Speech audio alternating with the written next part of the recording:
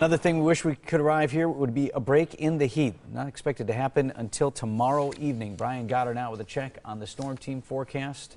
Is that going to be real sudden? No. Is this going to be so just gradually? Yeah. So like if you have plans tomorrow evening, there's a lot going on. You have a Festa tomorrow evening. You have, what is it, Country Thunder down in the Twin Lakes.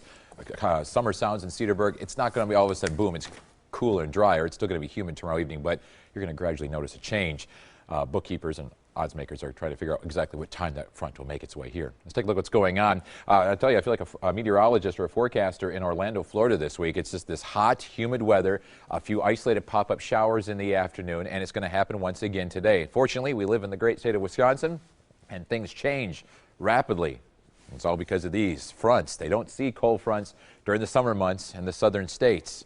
We know it's hot, we know it's humid, but we also know that there's relief on the way after a couple of days, and that will be here by tomorrow night. When you wake up Saturday morning, it will feel completely different outside, and you'll be like, finally.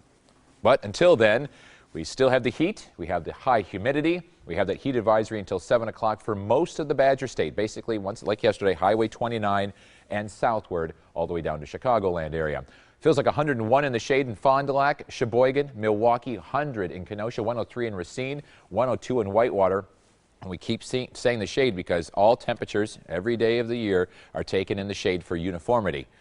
And then you go out in the sun. Those folks, I have a house being built right next to mine. Those construction workers in the sun just getting baked, and it probably feels like about 110 to 115.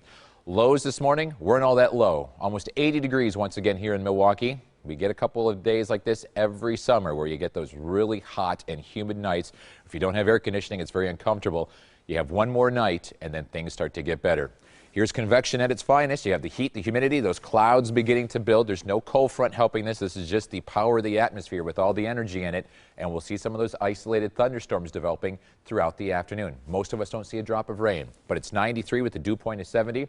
That's Orlando for you. Southwesterly wind at 10. And it's very, very uncomfortable outside. 92 in Sheboygan, 89 in Kenosha, 91 in Watertown.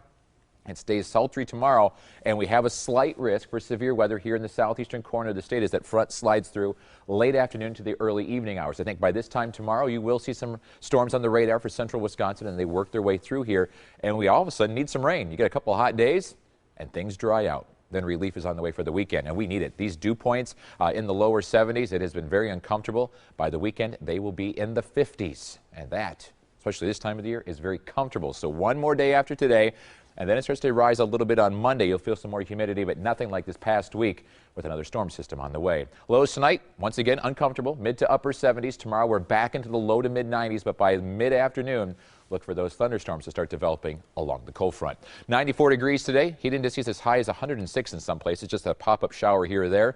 Another warm and muggy night tonight, a low of 77. And tomorrow is it. 93 for a high with thunderstorms in the afternoon. We'll watch the radar very carefully for the potential of strong to severe storms. And then look at the weekend. That rain chance on Sunday is very isolated, and it looks to be great. We're back after this. Well, a lot of us have been there, I bet. You park so